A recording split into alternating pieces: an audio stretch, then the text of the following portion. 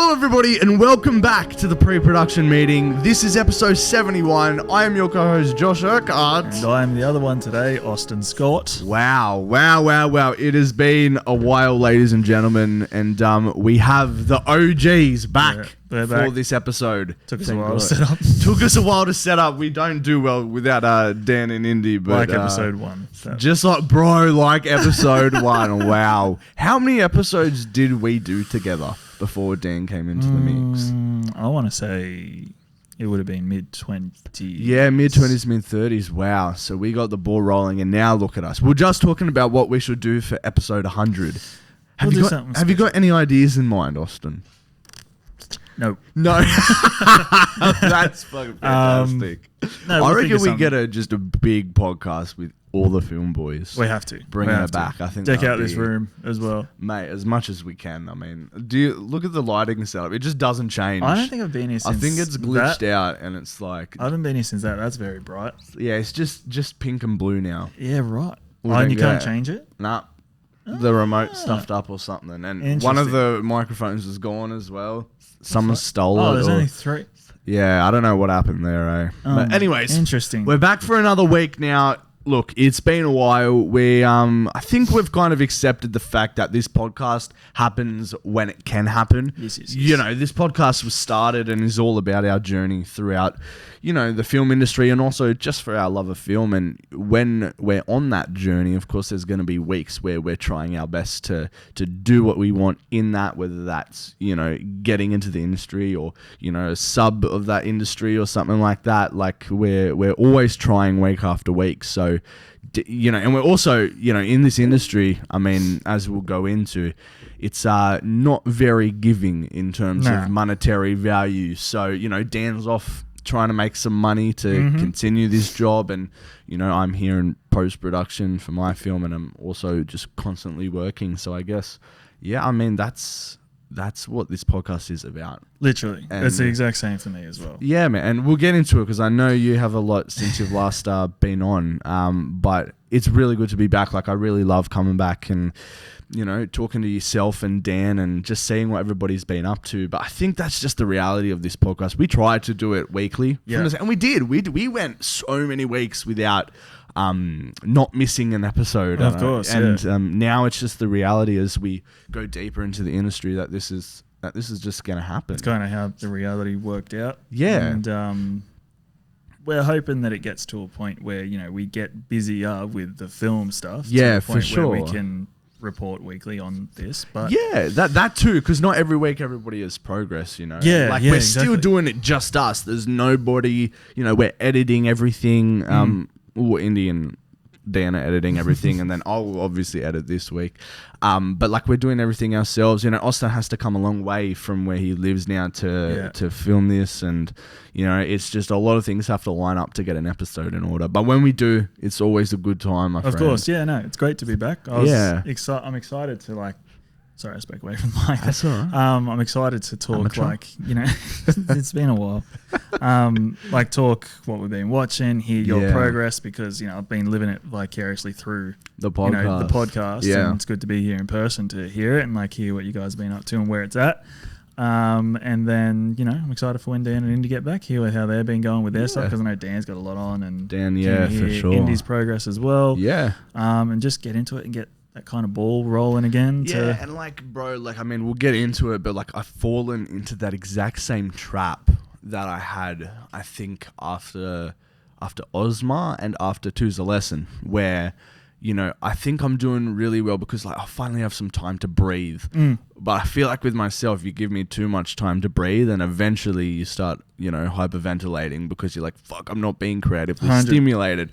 And this time after the Horologist, it took me a while because I was so busy all throughout the year.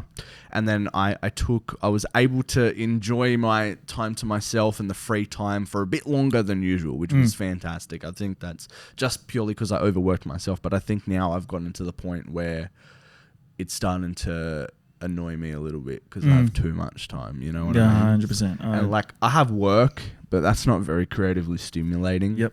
I love the people there and stuff, but I just want to get the ball right. And then in post, as you know, a lot of it is hands off until, you know, and it's just tedious shit. And it's just been a really hard post-production process.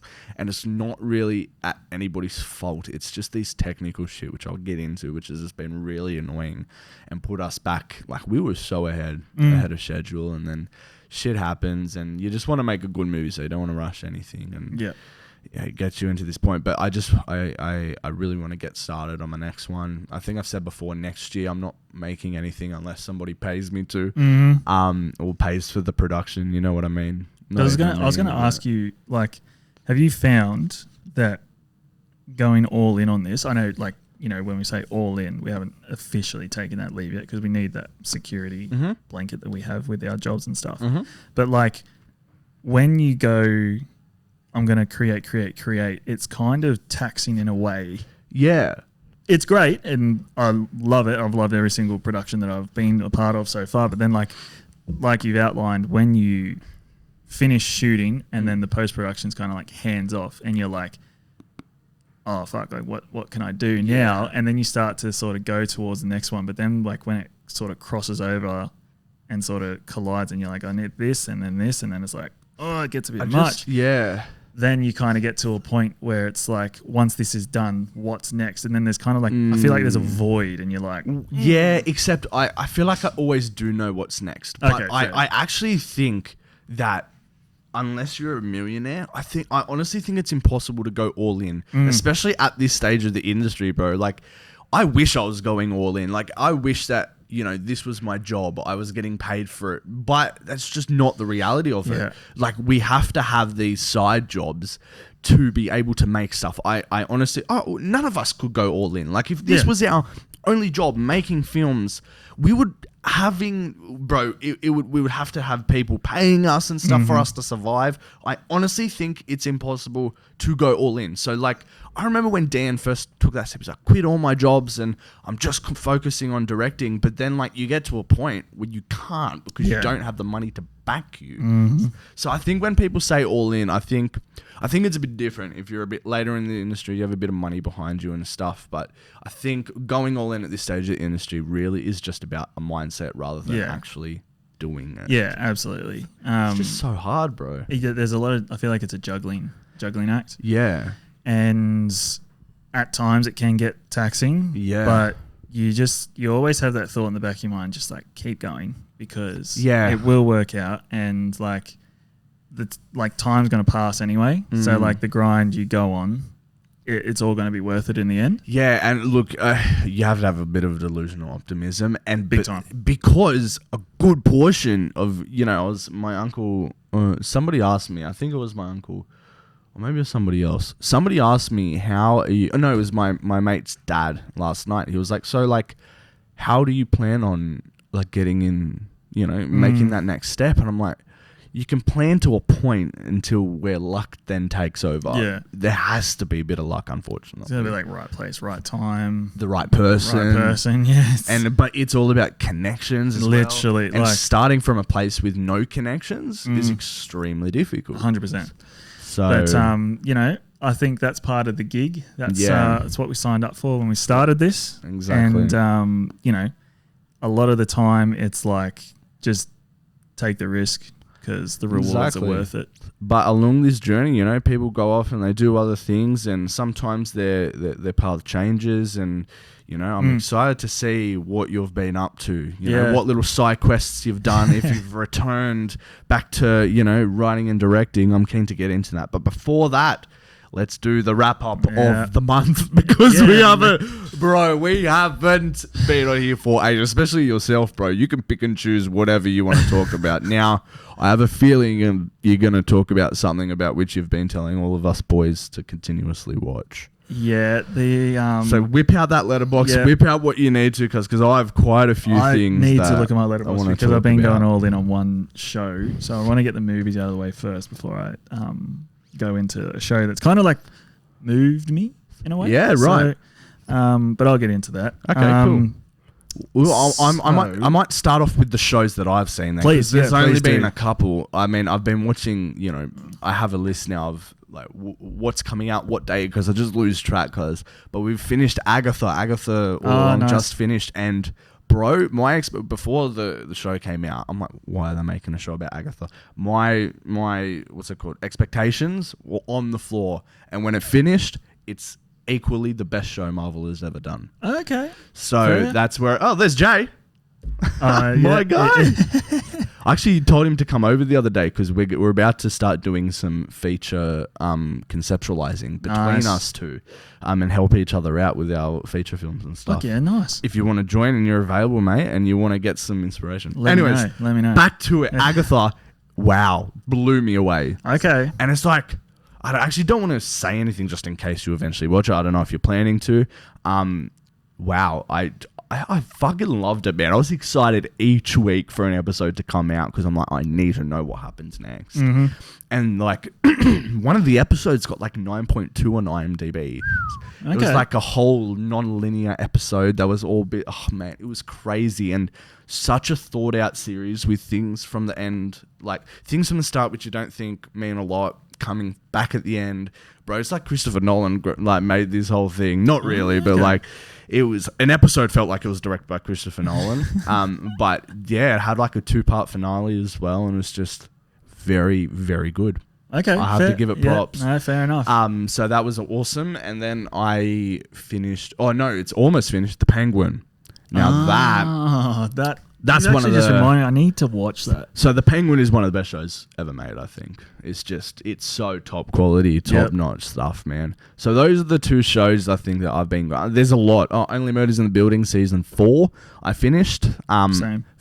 You liked it? Thought it was one of the best seasons. Yeah, it's fucking thought it was really fantastic. Good. Yeah, it was great. That show is such an easy watch and it just continues to There's impress. some strength to strength, really. It does, man. And the cast. Did you know? What's it? Who's the short guy? Is that Martin Short or Steve Martin? No, it's Martin Short.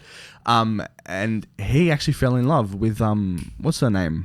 Who's the co-star? Loretta? What's it? Meryl Streep. Meryl Streep. They're now dating in real life. Really? Yeah. Oh. How about that, mate? A golden age love story. That's adorable. That's so cute. Yeah, and then I'm watching some reality shows, of course. Love Island Australia just started. I'm watching that at work. I'm watching. Have you been watching the first couple of eps?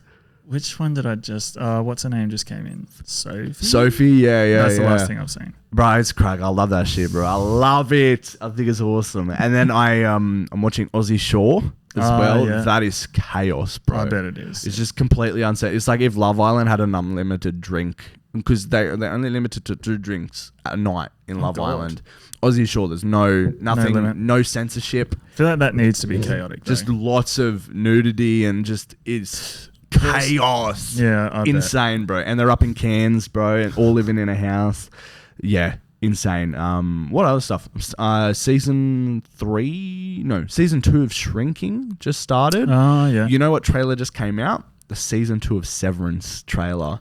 So that's coming out soon, brother. I was thinking about that the other day. Remember that voice note I sent you? Yeah. Oh my God. So that's coming out very, very soon. But I feel like I have to like rewatch the first season because there was just so much that, I need to regather because I remember being like on that last episode and just absolutely losing my shit as to what was happening, man. Yeah, that was cool. I remember that being cool. That was nuts, man. That was nuts. But yeah, so that's what I'm watching at the moment. Nice. Shrinking, I really do recommend. Have you heard of is that?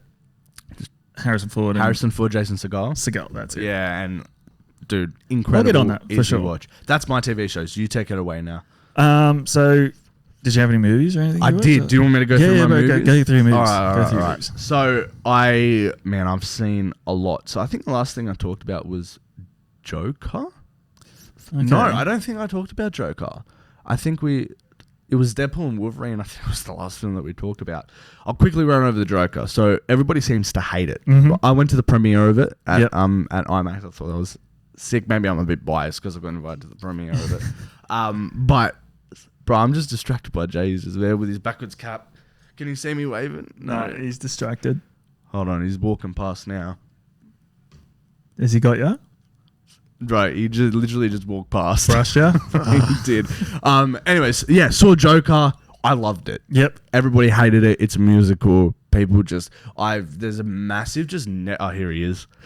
So yeah, Joker, thought it was fantastic. It's a musical, not everybody's gonna love it. I knew that as soon as I watched it, Of course. but I thought it was brilliant. I thought it was beautiful. I thought Lady Gaga was awesome. I thought Joaquin Phoenix. I thought the ending was cool. You haven't seen it, eh? Nope. Thought the ending was good. Everybody seems to hate the ending. Yeah, I don't know, just really liked it. 4.5 I gave that. Everybody's like hating it. Thought it was awesome. Now I'll go on to another film I saw, The Substance. I need to watch that. I wanted to watch this film because it was the most insane concept trailer thing I've ever seen. I guess that's maybe what you miss out on because you don't watch trailers. It's just like, what the fuck is this? I need to see this kind of thing. I really want to watch it. I would love for your reaction going into it, not knowing anything and just being, bro, so the first like 2/3 of the movie, standard like thriller, kind of like horror, I guess, like body horror. And then the last third, I did not know what the fuck I was watching. And you know what? I was so like flabbergasted. I've been loving going to the cinemas lately because there's always like a random on the other side of the cinema. And we're both like going through the same stuff, bro. Throughout the last third of the movie, we're both hands over our eyes, like barely able to watch what was happening on the screen. I was so shocked that it took like this certain route that it did. And I honestly did not know what I was watching the last third. So believe it or not, that is the first movie in history I've never rated. Because I don't think I can. Because I didn't know what was happening. Like, I don't think I can. I don't hate it and I don't love it. It's just I can't choose anything because it was just a weird movie, bro. Yeah, right. Okay. I don't even... I classify that as a movie, but I just... Towards the end, it got really strange and abstract. I'm going into it thinking, like, when I eventually watch it. Yeah. I'm going into it thinking of... have you heard of a movie called Possessor? No. So that's a weird one as well. Mm-hmm. And I think the only star that you'd know... Oh, there's two people. There's Christopher Abbott. Yep. And Sean Penn? Yes. No, Bean. Which is the one that dies in Lord of the Rings. Is that Sean? Spoiler alert. No, actually, no, I have no fucking idea, Ned bro. Stark. Ned Stark. You haven't watched Game. Fuck. I know who you're talking about, but like I can imagine his face. Yeah, you'd know him if you saw him, but they're the only two that are of merit in this movie. But like, Yeah, right. It's a psychological thriller, and then like it gets fucking cooked towards the end. So that's what I'm thinking. The substance might be. Again, apparently I'm just really dramatic. Dan watched it and said it wasn't as bad, but he really liked it, which was cool. Okay. He gave it a 4, which is unlike him. He gives everything 3.5. Yeah. So yeah, I really do suggest going to watch it. I thought it was insanely crazy. I want to go watch it because I like the concept. Yeah, That's all I know about it. I know the concept, but I haven't watched any trailers or anything for it. Yeah, right. Well, that's what it is. I went and saw The Wild Robot. Apparently that's really good. It was 5 out of 5. Yeah. Incredible. I was in the cinema by myself again. I hate going to movies with people. Like, I just hate it, bro. It's just so much better when I'm by myself. Maybe with a hot chockey in hand on a weekday, no kids, nothing. The best. Insane, right? So I went and saw The Wild Robot. I really want to rewatch it with Sarah because it was such a cute, like, family movie kind of thing. Looks cute. Yeah, it's just so sweet and like such a good story and just it was so Pedro Pascal is like one of the main people and yeah, I thought it was the voice cast is actually quite insane. I'll read it to you. So The Wild Robot, the voice cast is Lupita Nyong'o, Pedro Pascal, Mark Hamill is in it as well. There's heaps of other people, but none really of those stature. Kit Connor, I don't know, Bill Nye. Stephanie, never mind. So 3 names. Yeah, 3 names. But I thought it was epic. Cool. That made it on my list. Let's see where it made it on my list. It made your list. Well, all 5s make my list. Now, The Wild Robot came in at number 30. Number 30. What did it knock down? Knocked down Lord of the Rings: Return of the King. So yeah, sorry Ethan, who made me watch Lord of the Rings. But yeah, that was that. Then I watched Venom: The Last Dance. Definitely the best of the 3. but still just stupid shit Venom movie. Yeah. It was quite fun. Like, it is what it is. It's not going to be an Oscar-winning performance. Actually, no, the performance by Tom Hardy is always good, just not an Oscar-winning movie. That just came out of the blue, though. I remember sitting at work, and then we all of a sudden had this like random single seg that was the making of Venom: The Last Dance. I was like, yeah, right. When the fuck was this said it was coming out? Like, yeah, what? Well, it's just out of nowhere, bro. And they just introduced one of the biggest villains of Marvel Comics in the movies. So I'm not going to spoil it, but you go watch it. And, okay. Yeah, obviously they've set up the rest of the... Anyways, I'm just not going to shut up. Anyways, then... Sorry, bro, I've watched a lot. No, please. Bear with me. This is great. I went and re-watched Interstellar for the first time in 10 years. I've only seen it once. Didn't remember anything. When I rewatched... Pardon me. I went and rewatched Interstellar in IMAX. Ooh. For the first time in 10 years. Didn't really remember much. One of the best experiences of my life. I remember watching it first, and I watched it in like 2 chunks. I was very young. It was before film. Like, I was into any kind of film stuff. Didn't even have that on my mind, but I remember watching it with my mate when I was like, 13, 14. And we watched it like one night, fell asleep, like half of it, and then we watched the second half in the morning before I had to go to soccer. But re-watching it, and with a new appreciation to everything, grown up a bit, matured a bit, and in IMAX as well. I just truly think IMAX is like when we watched June in IMAX, like I can't imagine watching that in like just normal, like in the cinemas. And like now I can't imagine watching this because it's beyond anything. It's what it's made for, right? Oh my god! But it's just like the ultimate movie experience, like filling up that huge screen. It's just it feels like a big event because you're having to go to the city and like, of course, go to the IMAX and stuff. And I saw Joker in IMAX as well, which was really cool. But I just think it's just the best viewing experience that you can ever imagine. I've already booked my tickets to Gladiator 2 in IMAX, nice. And I'm going to go see Wicked in IMAX as well. Very nice. Only thing is a bit expensive. It is pricey, bro. It's just incredible just seeing all of those shots in IMAX. And it was like made in 2014 when like the IMAX technology was just starting to come out of the works. And oh man, it was just incredible. It was just so good. I was there bawling my eyes out. This guy next to me couldn't stop smiling the whole time in the whole movie. It was just so good. And then I re-rated that. I only rated it 3.5 at first. Re-rated that 5 out of 5, and that made the list into number 7. Number 7. Yeah, pushing so what did down, that push down? Dawn of the Planet of the Apes. Right, nice. So yeah.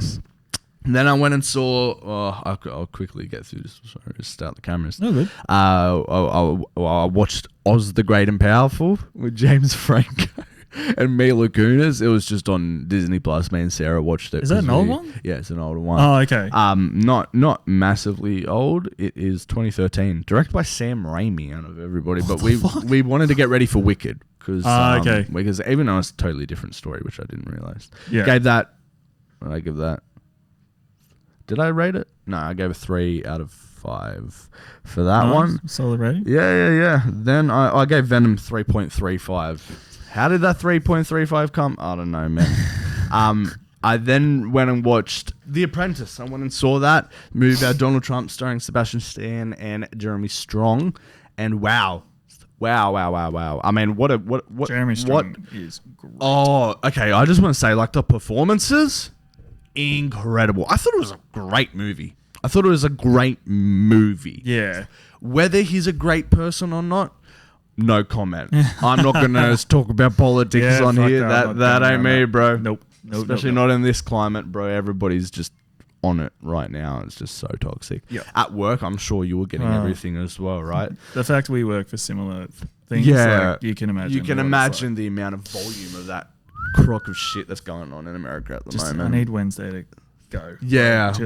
Everything's being thrown out of whack at our work on Wednesday. Everything's like based around, as soon as it like stops the whole world, cuz. Yeah, literally. All the programs were rescheduled, everything around this bloody election. It's like, I'm not looking forward to Wednesday. Yeah. It is what it is. Fuck it. Yeah. Anyway, we'll deal with that when it comes. We'll deal with that when it comes. But yeah, I went and saw The Apprentice. I gave that 3.4 out of 5. I thought it was such an incredibly made movie. It just had like this really old feel to it. Thought the performance, especially Jeremy Strong, I wouldn't be surprised if he gets like a supporting actor Oscar nom for it. Yeah. Don't think he will. I'm surprised this movie got made. Wasn't a hit piece on Trump, but it, the guy, the filmmaker, they brought in somebody that wasn't American to not have a bias on it, which I think made the film a lot better. Yeah, right. But yeah, it was just about Trump's character and how he came to power, and it's just it was shocking. Yeah, shocking to say the least. Okay. But yeah, performances were great. I do recommend going to see that. That's it was directed by Ali Abbasi. I don't know if you've heard of Ali Abbasi before. What have they done?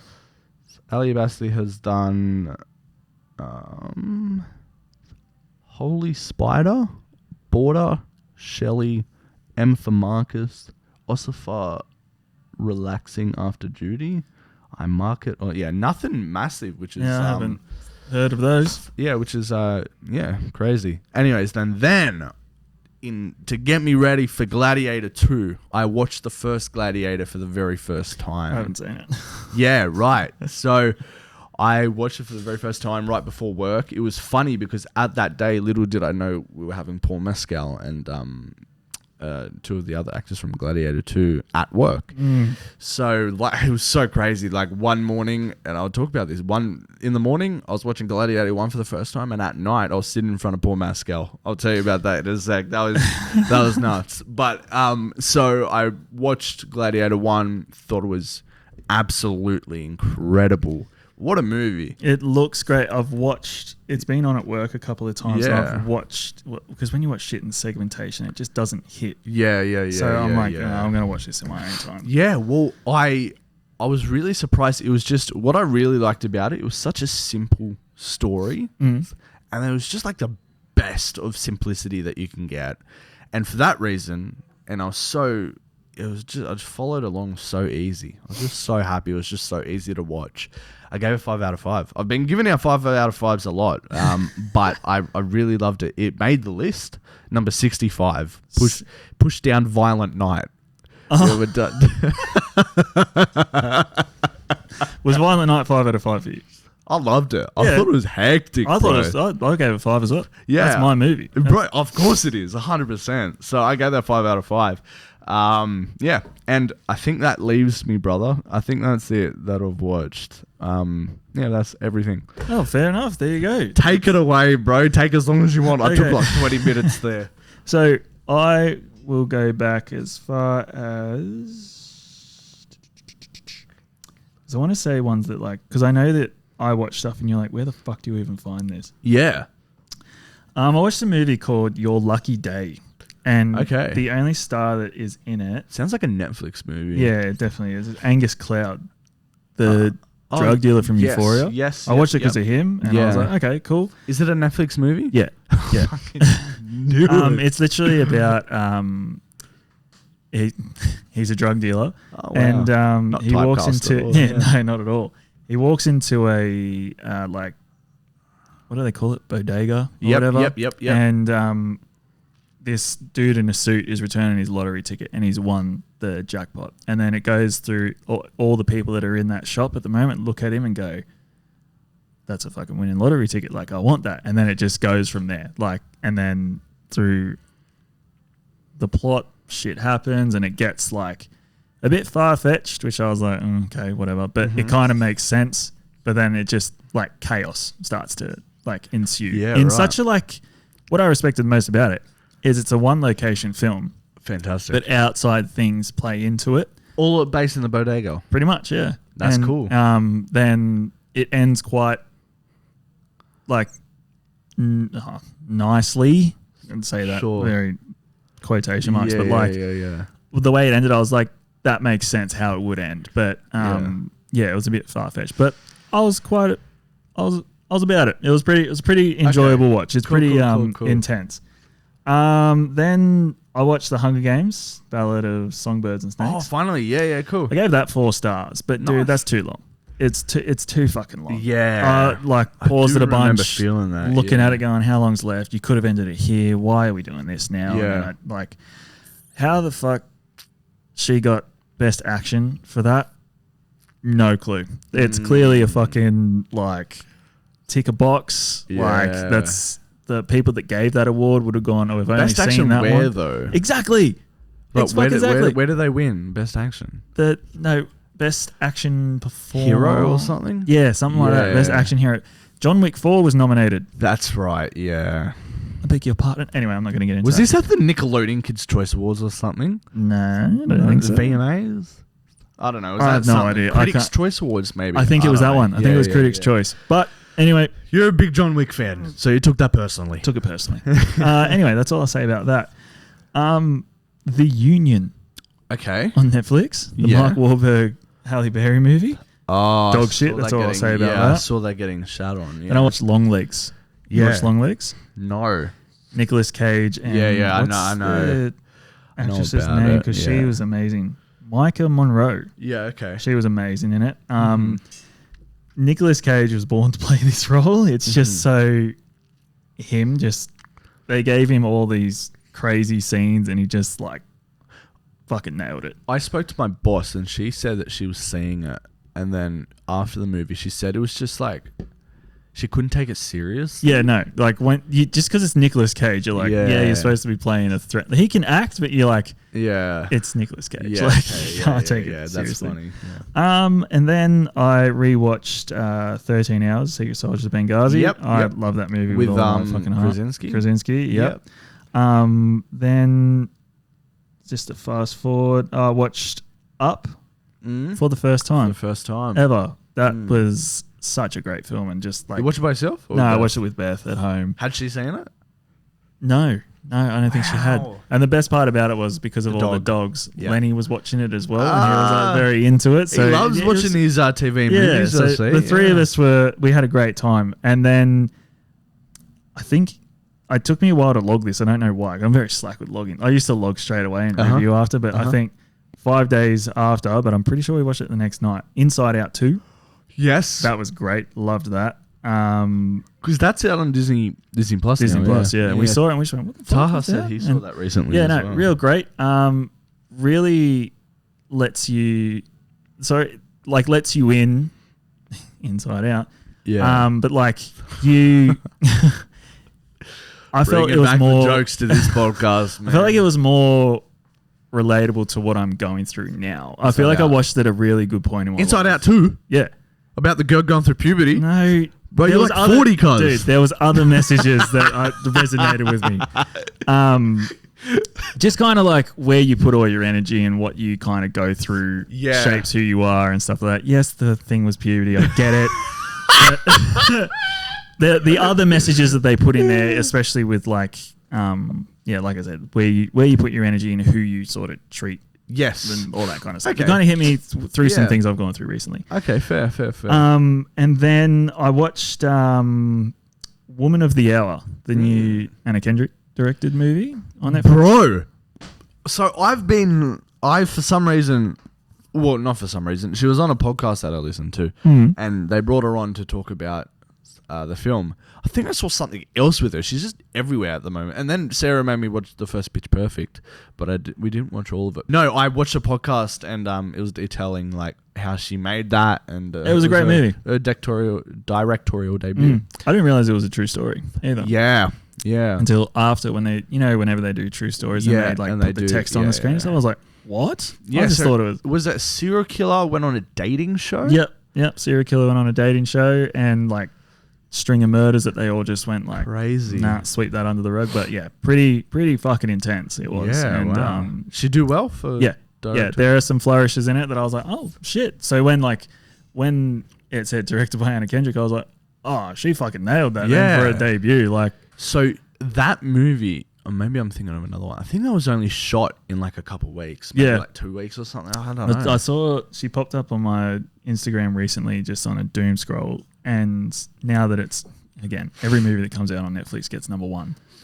in, like, the first couple of days. I know. But then like, you'd still be pretty chuffed if you made a movie that was number one Yeah. on Netflix. But then so she posted that saying like this movie that we had almost little to no money for. Yeah.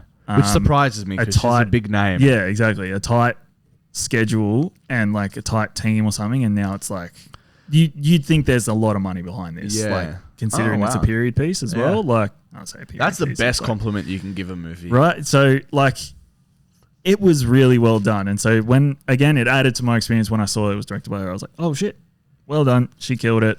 Would love that to be me when we get there. So a part of this podcast that I heard was the fact that she was scared, like going back from directing to acting, that whoever she was going to work with next, she was going to come across as really like, oh, she directs one film and now she knows everything and can control the set. But luckily, it was funny because she was saying that the film that she came back to after to act on was directed by Paul Feig, who did Bridesmaids or whatever, and worked on a film with her before. And it was funny because she was like, Paul Feig already knows I'm like an annoying bitch on set or something like that, and the biggest know-it-all. But yeah, it's really cool to see people making their directorial I think the debuts. best part about it is she cast, like, she's the main character. That's crazy to me, bro. And so she directs and acts in it as well. But when it's all said and done, I'll keep it brief because I don't want to spoil it, because like once you realize how the story's told, you're like, oh wow, like she's not the main character in it. The way that they subvert expectations, and the way that it's edited to the point where like it's kind of non-linear, you'll understand when you watch it. But yeah, she's not the main character. Yeah, that's crazy. And afterwards, Beth and I were like, oh, that's like really well done. The way that it was, for someone on a directorial debut, I feel like, I'm just going to say this now, if it was me, I'd tell it as fucking linear as I possibly can, and it'd probably be boring. Acting as well. Yeah, exactly. I can't imagine not being behind the monitor. Yeah, like, exactly. When you're it's crazy. So then, after it, I was like, yeah, well, I'd like to do something like that when my time comes. And then I'll wrap up the movies and get into these two series that I've watched. But then I rewatched a movie called Kate, which I put it in the group chat the other night. And someone's like, what the fuck is that? Yeah, literally. Dan or something. And then Manny's like, yeah, I hate the ending. Was it that one? Yeah.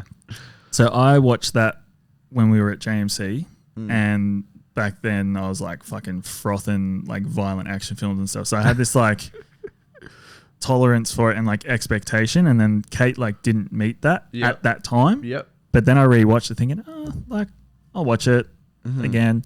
But like you said, when you rewatched Interstellar with a bit more understanding, a bit more maturity, now that like it elevated for me and like it added to it. I understood the plot a lot more, related to the characters, the setting, the world, and like the way that Mary Elizabeth Winstead plays this character. I was like, that's my dream character. Like I didn't realize it at the time, but then as I've started to resonate with characters, I'm like, that's how I want to direct characters. Nice. And like it just hit it. Like I feel like I've been watching things lately that at the right time. Same. So it's like you've just related to it and it adds to my in terms experience. of relatability. Yeah, exactly. So that's it for the movies. But the two series I want to talk about is I'll talk about the one that's coming out this month. Yep. Arcane. Yes. Hayley. So was that they just had the premiere for that? Yeah. Hayley Steinfeld, Ella Purnell. She's great, Ella Purnell. I watched. I just recently watched.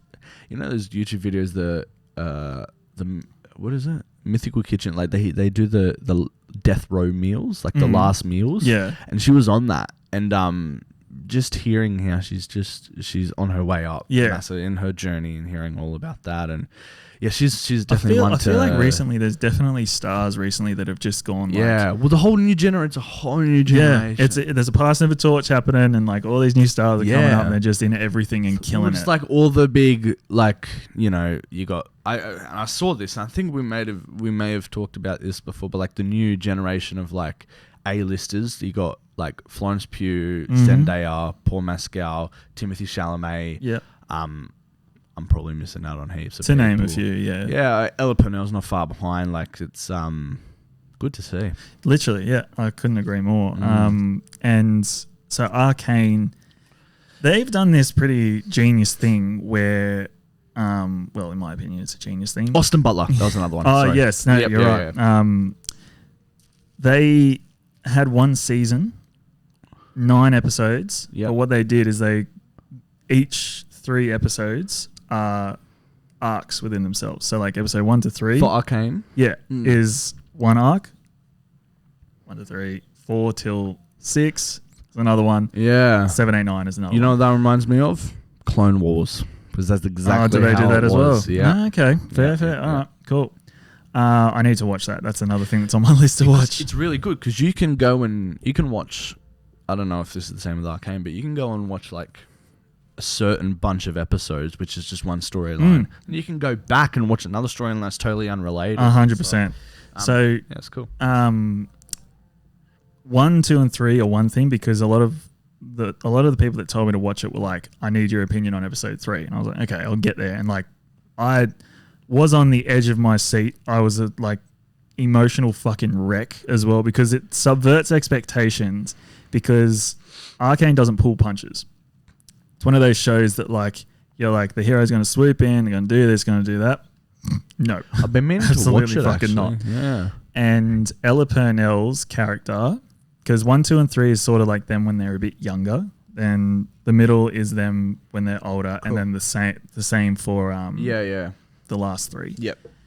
But what happens in 1, 2, and 3 affects Ella Purnell's character, especially for the rest of the series. And she's easily, in my opinion, the best thing about the whole thing. So what? Sorry, Arcane, is that based off what video game? Was it Overwatch? League of Legends. League of Legends. Yeah. So do you have to play League of Legends to watch it? No, no. Good, because I was planning on watching it soon. Because a lot of people told me that you get to a point in Arcane where each character in the very vast world of League of Legends and all the lore that comes with it, you see all their special abilities throughout, and they do make points of that. But the way they do it, especially in a couple of scenes, you see them use it, but it's not like in anime where they go like they announce their power as they're doing it. They just can't. It's just kind of like it, but it's such a pivotal moment in the stories, and you're like, okay, that's clearly the point. Yep. But Arcane, fucking great. I'm absolutely hanging out for this next season to drop. Like, Yeah, cool. I'm gonna let it all play out, then just binge watch it because I Yeah. can't do this weekly stuff anymore. Yeah, It's just something I can't do. But no, Arcane's really great. Strongly recommend that. Is there season 1 as well? Yes. I'm pretty sure Yeah. Is that good? Of Arcane. Yeah. Yeah, Okay, absolutely. cool, So cool, this second season that's coming out is it for this arc. Like these bunch of characters, and then after that we're venturing into the world further. So season 1, is that a whole different story as well? Yeah. Okay. Season 1 is that 1, 2, 3 Yep. segmented arcs, you could Yeah, say. sure. And then season 2 they're going to do the same thing. How many episodes 9. in season 1? Season 1 and season 2. Okay, cool. So Yeah. 18 all up, so all good. Good But, stuff, yeah. The last thing I'll talk about is one thing that is such a commitment, but I'm watching My Hero Academia. Oh. And it started off, when I started season 1, I saw there was 7 seasons. I was like, wow, what am I doing? And how many episodes? There's a healthy like 25, 26 Yeah. in each. Yeah. But there's a lot of filler as well. There's a couple of arcs. I've spoken to some people that have watched it as well. I'm like, what the fuck is this? Like, what? And they're like, yeah, they're beefing it out. It's just pointless. But there's a couple of things I've skipped because I'm like, I've already watched this arc, and then they just show this like little detail here. I'm like, I'm not watching this again. Like, I've gone through the emotional roller coaster of it. I'm not doing it again. But there is one character in particular who I just like, through some personal reasons which I won't get into, has some struggles that I have gone through / going through. Yeah. And like, I'm just like, It's the relatability again. I'm watching things at the right time in my life. And every single thing he goes through, I'm like, that's what I do. That's me. Nice, That's how it is. But then like, he just had his massive moment. And like, that was one that I was hanging out for because I was like, he's just gonna lose it at one point. Like, things keep happening and he's just gonna fucking lose it. And the maturity that like, the detail in each character, there's so many characters, but like the maturity in all of them and the attention to detail with all their arcs, you're like, fuck, they are nailing this. Like, it's so good. But the main character in particular, and this is something that I'm noticing across all anime I'm watching, is that they just see the good in everybody, even the villains who are pieces of shit, and they just want to like do good, but they do it in a way that you kind of go like, okay, I'm on board with it, like continue to do it. But it was when anime is no stranger to just throwing big fuck off twists at you. Like, it's like you're sitting there and you're like, oh, what? Like, Cool. But it genuinely makes sense. And you actually go like, fuck yeah, where's the story going to go now? And then there's some things in it that you just go, okay. Like, I like to compare it to the Fast and the Furious franchise where they are like pulling on fucking threads to weave this story together. But My Hero have actually planted seeds way back here. Yeah, cool. And then over here they've gone join them together. Whereas Fast and Furious is just like Han's death. Yeah, like and bringing him it's back. like, nah, that doesn't work. But they have done it way better in My Hero Academia. But especially when the story goes from My Hero Academia to My Villain Academia, and then you start getting all the backstory of all the villains and stuff like that. And then when the two storylines collide again, you just know they're going to go fucking balls to the wall, which they have. And like, I think I've got 8 or 9 episodes left, and it just hasn't let up. Like, you just go, how can you actually wrap this up in this amount of time with everything that needs to happen? But they just nail it every single episode, and every single time you're just left going like, oh my God. It's just expert storytelling. You make a good sell, my friend. It's so worth it. And like everything I have suggested to you guys, again, some people might hate it, some people might not like it. Fair enough. Everyone, each to their own. But like, it just it inspires me to. It's a commitment, though. That's It is.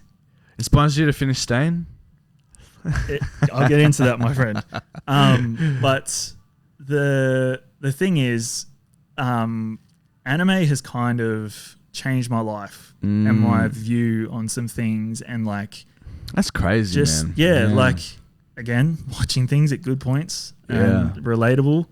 But in My Hero Academia, each person has a moment where they're like, they're on the ropes, they're done, but then they just go to another level to get the job done. Not because they want to and become a hero, but because they need to and there's no other option. Yeah. And they don't give a fuck what happens to them. And the motto throughout My Hero Academia is go beyond plus ultra, right? That's when you go fucking beast mode, essentially. And it's actually helped me in the gym, which I'm back into. When I'm struggling, I think to myself, go beyond plus ultra. And I just push myself in the gym, and it's really, really good. I leave every single gym session going like I push myself, and I'm really, really loving it. Yeah. And I have literally that show to thank for it, which is like, I didn't think I'd find inspiration in it. Mate, I wouldn't think you would have as well, but hey, you do. So, yeah, man, it's something that I'm going to continue to watch because there's a lot, like, and my watch list keeps growing with it. There's a lot that I've got that I feel like are going to be good as well. Yeah. But dude, it's changed my life. And like, again, Amazing. Like I said, a lot of, life lessons have been learned, and like, but it's made me realize like who I am essentially. It's weird. It's weird, but like, I don't know. For me personally, it's just helped me in way more ways than one. one. It might help people out there. So exactly. So if you're thinking of watching anime, do it. Go give it a watch. Fantastic, bro. Before we move on to the progress at 50 minutes in, do you want to quickly rate the films and shows that you saw? Yeah, Hunger Games, I gave 4 stars. Yep. Union, half. Yep. Longlegs, 4. Secret Soldiers of Benghazi, 5. Up, 5. Inside Out, 2, 4 stars. Woman of the Hour, 4 stars. And then Kate, I bumped from 3 to a 4. 3 to a 4. What about the TV shows? And then both of them are 5 stars, in my opinion. Cool. They're just, moving, to say the least. So, mate, it's good to see and good to hear. yes, absolutely. Fantastic. I feel like it's working out. It's good. Amazing. Now, progress / what has been happening in the film life of you? Yes. Because I feel like you've talked about a lot of stuff and how it like leans into your personal life. Kind of where are you in the okay, moment? so I think the last time I was on here, I said that I was doing videography as a job. Like I got employed by a production company to, further my skills in videography. Like I said to you boys as well, didn't work out, but that's totally fine. It wasn't a good fit for both parties, and we mutually agreed to part ways. But a lot of lessons were learnt, both in the videography aspect and personally. Yep. So I kind of went, I'm thankful for the opportunity that I had because it's made me learn a lot about myself, what I stand for, and kind of who I am at the same time. And I've applied the skills that I learned to my personal videography as well. So like, it's good. Like I felt like it needed to sort of end the way it did. And I'm grateful for it. And it served its purpose, I feel. So no bad blood whatsoever. You know, me and the two other guys, we still chat now as mates and stuff like that. So it's good. So all parties are happy. And the videography work has been coming in slowly. Yeah. And I'm actually, this week, I've got a wedding that I'm shooting on Friday night. Friday in the city with a friend. First wedding? Yeah, first wedding ever. Wow. So I'm just like, okay, I wouldn't do it by myself, but I'm glad that I'm kind of just jumping into it so I can kind of see how that's done and, you know, maybe venture down that line of work as well. But it's good because, and then a couple of other gigs have come through as like, real estate as well. So like I've been editing a bunch of that for the same mate that I'm doing the wedding for. Yep. And Lockie as well. And that's been really cool. Like it kind of has taken the edge off a bit about like real estate videography and stuff like that. Yep. I'd say I know how to, if I was to get a gig, I'd know what to do when I went to the house. Cool. So that's cool. Again, another lesson. Nice. Fantastic. But I've always had film in the back of my mind as well. And I wrote a little script, sent it into the group chat with the boys. You guys gave me such good feedback, which made me kind of go, okay, I know what I want with it. Yep. So I kind of took out a whole bunch of fluff. Yep. Condensed it and got it to 4 pages. Wow. And the thing is, I think the action sequence in it goes for 2 minutes. Yep. And that's essentially the chunk of the film. Cool. Because it's pretty fast paced. And then when you get to the action, that draws it out a bit. Then it ends on a bit of a cliffhanger. That's it. We're filming that tomorrow. Holy fuck. Who? Lockie? No. So I sent the script to Tabby. Yeah. As well. So you just dropped that bomb on all of us. Shit. So I sent that script to Tabby. Yep. And we met up, had coffee, we were talking about it. And then she was telling me things about her film that I edited as well. And we're going to sort of figure out that ending and stuff like that. So we got a little bit in the works in there. Yep. But then she introduced me to her stunt coordinator, teacher. Yeah. Fight choreographer and stuff like that. And then that's cool. Subscribed to him on YouTube and stuff like that. He's made a couple of films, like he knows kind of what he's doing. I say kind of, he's a fucking expert. Like he's fucking amazing. Yeah. And so then last Thursday we met up in Alexandria.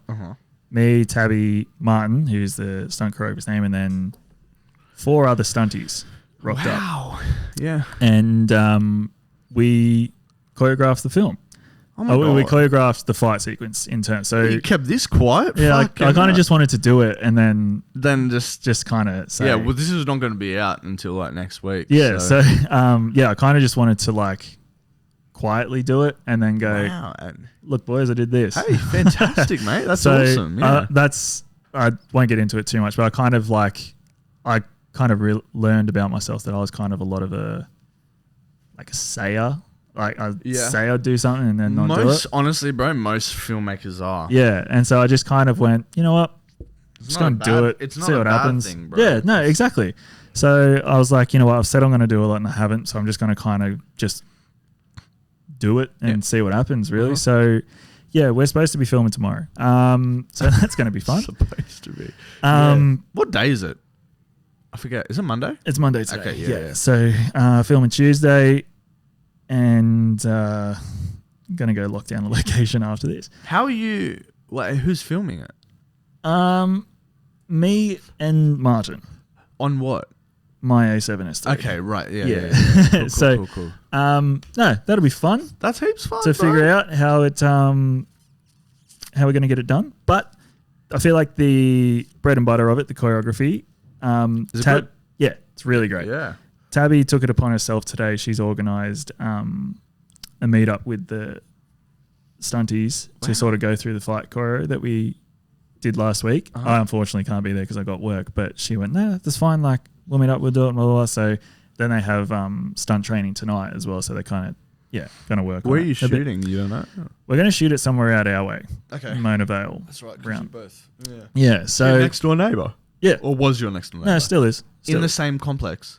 My building, and then you like walk down the road maybe 100 Okay, meters, cool, and yeah. she lives there. So That's good, bro. So yeah, that's kind of cool, and it's just going to be something that we kind of went, yep, slapped it together. But then we want to build a world around that, so we both have the same like Fun. It's good interest to on that. That's really good that you've found kind of somebody that shares the same. Yeah, literally. So You both inspire each other. yeah, 100%. So no, it's really good. I feel like she's just as passionate about it as Absolutely. I am. I mean, So- we've had her on the podcast, Yeah. and I can vouch for that, man. One of the nicest people ever as well. Yeah, definitely Like, lovely person. Yeah. just Good outlook on life as absolutely. well. So no, it's really good. But watching kind of like not taking away anything we did for Baron, because that was like, we just went, fuck it, let's give it a crack. And like, so proud of how it turned out. And, the weekend we spent creating, like the team, like the laughs we had and everything like that, it was so great. Like, That was really fun. and just lots of fun. And I continue to watch that hallway fight sequence like Bro, I had a non-stop. I had a dream last night. It's crazy to say this. I had a dream last night that I was like turned into like a stunt performer. It's fucking nuts. It's fucking crazy. I left that out of my wrap up, but I rewatched The Fall Guy again, and Yeah. just Of course, man. great. Yeah. Anyway, the choreo that we came up with, right? Martin and I just stepped to the side. He's like, so what are you going for here? Like, what are we going to do? And I was like, this is going to happen here. Blah, blah, blah. And he kind of just went, all right, give me 10 minutes. And then kind of went, no, Tabby, you're here. Blah, blah, blah, blah. Austin, did you want this guy here? Blah, blah. I was like, yeah. And then the hands behind, blah, blah, yada. And then like kicks off and he's like, yep, cool. And then like we just went through it bit by bit. And then there's one move in particular. I'm going to leave this. I'm not going to say it because I want it to be like whoa of the film. But like when I saw it happen, I was like, I did not even think that was like a possibility at this point. Like, That's crazy. Yeah. just like, and if it pulls off, like, because that's the one, like when I saw that happen, I was like, that has to be in it. Because again, with what I'm kind of learning with this stuff is like, you come up with it, but then as you're doing it, other ideas come up and then it can change. So cool. Yeah. But then when we got to that point of it, I was like, that's staying it. Like that part needs to stay in because that's just, wow. I don't even know how he thought of that. Yeah. But because when I wrote the script, I just said, from here on out, literally it says this in the script, from here on out will be decided by fight choreography. And then that will get to a point where it ends. And then there's a bit of dialogue, movie ends. But so I said that to him. I was like, look, you can take the reins with it. Like I'll weigh in where like I can, but like I'm a sponge at the moment. Like I'm learning off you. So like he's like, yeah, cool. Because I was going to ask you if you're okay with kind of like me directing Who is that this guy, aspect. bro? I was talking to Dan about it, and he was saying that in the stunt industry, he was talking to Tabby about it, but Tabby told him like in the stunt industry, and again, don't quote me on this, but I'm just going on what I heard off Dan. But like apparently, there's two parties when it comes to stunt performing. There's the guy that did all the Matrix stuff. That was the Oh, you mean in Australia? yeah. Okay. Yeah. Apparently, there's that guy who did I've heard of him. Dan's action film that he AD'd. Sure. Yeah. And then there's this guy that Tabby works under. And he's just happily just doing this for you. Yeah, literally. And Fuck, that's awesome. yeah, so it's really good. And like I'm meeting like-minded people and stuff like that. And I kind of just went, Of course. let's go. That's so let's go good, for man. it. Yeah. And yeah, I bet you're feeling motivated. oh, big time. And just it's like the story is bare bones, but like I feel like that's where I'm at the moment with this kind of film making journey I want to go on. And then once that is done, we're going to sit down and kind of build a world around this character. Mm-hmm. And then while that's happening as well, I've kind of, I think, is that it on that? Yeah, we did the choreo. We're going to lock a location in today, Yep. and then we're filming tomorrow night. Holy fuck, bro. Yeah. That's so good. Yeah. Yeah. That's going to happen. Cool. Fantastic. Yeah. So yeah, that's what's happening with that. Yeah. And then I've kind of gone, you know what I'm going to do with Stain. So I had a newfound motivation for it the other day, and I feel like it motivated me because the poster popped up on my this time a year ago. Yep. So it did for me as well. Or 2 years ago, whenever we did it.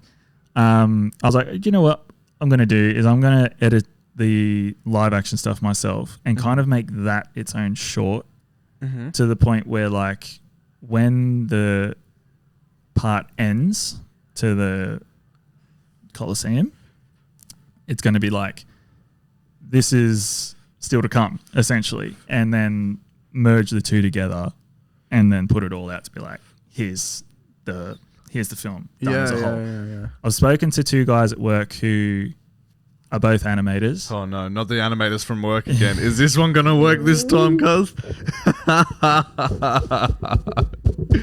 Yeah. So he got really excited and said, look, I've done all this and we're going to get this. Blah, blah, blah. I was like, chill for a second because here's how I want to do it. And I kind of put the director's cap back on and I was like, that's another thing he said. He's like, I feel like we're going to need to do some reshoots. I was like, Mate. the actor's 2 or 3 years older now. Yeah. We're working with what we have. Yeah. What the fuck is he talking about reshoots for? So I was like, look, I appreciate that, but there's a significant age gap now. So we need to work with what we have. So we'll get the portal scene, get this, we'll do all this cool stuff you've done in Blender, and then we're going to end it there. Yeah. He's like, okay, cool, no worries. And then I looked at the other guy and I said, I need you to put a game on the screen because he's actually a game animator as well. And I was like, I need you to do this, blah, blah, blah. And I was like, cool, we're going to make it happen. Nice. Now the guy's overseas. Like indefinitely or? No, I think he comes back next week. So I was like, okay, no worries. But I was just like, you know what, Austin? I'm just going to do my part. Yeah. And then when it gets to a point, I'm going to be like, hey guys, now I need you to do this. So that's my plan with Stain. And then once I get Stain to that point, I'll be like, okay, I'm kind of on top of my film stuff.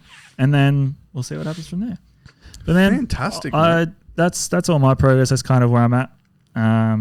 Both personal, videography, and film. So that's my progress, like man. Got a newfound motivation. Yeah, it's good. That's really good to hear, mate. I feel like a lot of things have happened that have kind of steered me. Even meeting this new stunt guy, I feel like that can lead you in so many different directions. Yeah, absolutely. Like maybe that's something you'd be interested in. Maybe not stunt performing yourself because you're a frail 40-year-old man. But like, I don't know, maybe like going down that road and going a part of the projects that they're on to be a sponge. Like that could be a really good opportunity. So no, I'm excited to see where it all goes and like just hearing about why these stunt performers have started and like why they do what they do. I was like, it just hits. So like, I'm excited. Good, I'm excited to see where it goes. But that's me, dude. Fuck, fantastic. I don't follow that. Mine's just full of technical rubbish that's been happening. No, dude. Take the floor. Yeah, fuck. So we're still editing The Horologist. We were so ahead of schedule, and then we were on time, and now we've had to hit the backup schedule. So it's just been all like, I don't even know where to begin, bro. It's just been a whole bunch of shit. Basically, everything kind of got fucked when I realized that if our cloud editing on DaVinci worked, then we would have been finished, I reckon, a month ago. Okay. Because it's the same thing. Loki's very busy, so he can only get around to the notes like once a week. Which is great, but it's just like a lot of waiting in between. And Taha's super busy as well. So like, just me being the middleman with a lot of fucking time in between, twiddling my thumbs, wondering like what we're going to do and stuff. Don't get me wrong. It's turning out fantastic. It's funny. I was telling Karina this the other day. I was like, look, you guys, you guys will just see a beautiful film. Yeah. It doesn't matter what's happening now. Like, at the end of the day, what you guys will see was going to be fantastic. But there's just this technical shit that happens in indie filmmaking, which is just annoying. But basically, we figured out the problem is that Lockie's computer is like a supercomputer. It is a supercomputer. And I thought that we were editing with proxies. No, my man never created proxies. So cloud editing on my old MacBook is not going to work because I don't have proxies. I'm editing with the raw RE footage and it's impossible. So does your computer sound like it's about to take off? Yeah, but like I've tried on my mum's computer. It's just purely for the fact that they're raw files. And yeah, it took me a while to figure out what the problem was. Got rid of the color grade, that kind of fixed it. Still was choppy, but anyways, I've been able to do limited editing myself.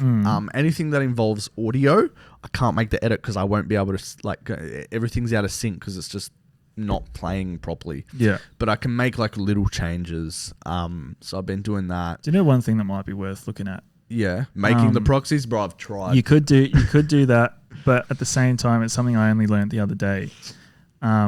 Is it put in the timeline and quarter? No. Well, that's part of it. Doesn't work. Do you know what your timeline settings are at? In terms of what? Like 1920 by 1080? Yes, I don't know. Okay, Yeah. fair enough.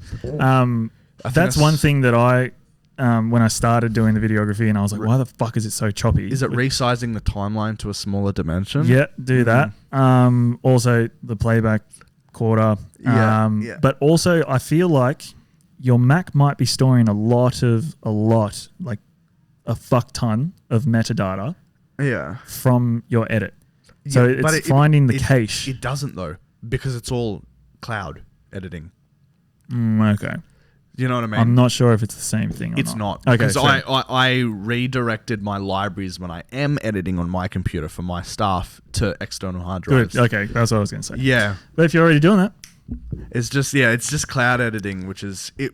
If it worked, it would have been life-saving. But next time, I think the only way to make it work is just get a better computer. Yeah. But these MacBooks are so expensive. Especially they're launching this new M4 chip. And dude, this shit's whack, bro. It's whack. But anyways, beside that, I think we also built the timeline without what we're doing now in mind. So we finally got the cut to a point which we're happy with. Mm-hmm. We're doing test screenings now, not this week, next week, for like a week. Mm-hmm. I chose a couple people. Taha's chosen a couple people. We've built this document because right now the film is sitting at 44 minutes. So it's in this really awkward fucking, yes, Josh makes long films, whatever. But it's at this really awkward stage where now we're kind of like, well, festivals are kind of out of the question. It's what do we want to do? Do we want to, this is what test screening is for. It's like, do we want to try and cut? You know, Taha finally saw the film because I wanted to get it good enough for him to see. When he came over, he said, he's like, honestly, I don't know what we could cut out.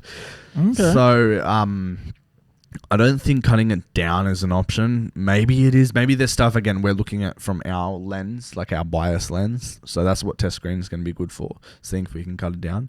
If not, then we have this idea to build on it and add some type of duration to the film to which, I mean, right now it's classified as a feature because it's 44 minutes. Because 40 is the... Yeah, it changes, bro. Like 40 to 60, some are 90. Like it really, really depends. But we have an idea. We're not sure whether we'll hit it, but with which we can get the film to about 60 minutes, which is just a very short. So yeah, we're not entirely sure what we're going to do yet, but I think me and Taha kind of came to the point of whatever it ends up as the duration, we just roll with it. Yeah, of course. Absolutely. Otherwise, we'd just be compromising, what's it called? Story. Yeah. And stuff like that. And absolutely. I feel like festivals are like still good, but like they're slowly going out of date in terms of the only way to get into the industry. It's just basically what do we do now to get it seen by as many people as possible? And me and Ty have been talking about different ideas. We're going on a full like distribution press. It's like a whole other stage that I've never really dipped my feet into. But we're thinking of ideas on how we can distribute it, how we can show it to people, and that's what it's all about. You know what I mean? Festivals are a bit of a cheat code, but we'll try our hand in festivals that like these length of films. But honestly, I think it's just it's a bit of a lost cause when it comes to that. But the thing is, the film's so good. It's like, we just need people to see it. That's the only thing. And I feel like with festivals, it just won't be given the time of day because of the duration. It's definitely one of the best. No, it's not. I was going to say it's definitely one of the best films I've ever seen. But it's definitely the best film I've ever created. Yeah. I think it's one of the most unique films I've ever seen in terms of everything from the production design to the costume design, how that, connects with what we're trying to tell, and just everything about it is just turned out, of course, like better than I could ever imagine. Of course. And it's just really good. I'm really happy with it. And after test screenings, then we'll decide on a final duration, and then finally we can then put it into sound, and music and stuff. But yeah, we're kind of unsure on. It's a bit of a smoke screen right now. We don't know what way it's going to go down, what's going to happen afterwards and stuff. But yeah,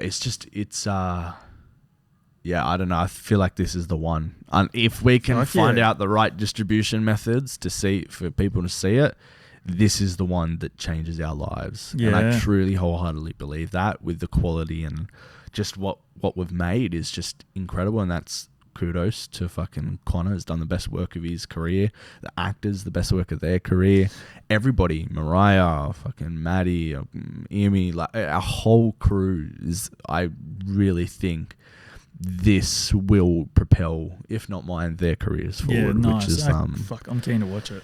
Yeah, and the thing is, I've been really secretive about. I mean, you read one of the first drafts of the script, so kind of, I guess, the basis. But it's changed so much since what you read, and I think I've been trying to keep it very under wraps, like the whole story of it all, so people don't really know what's going on, which is really cool. It's non-linear, which is fantastic, told in reverse.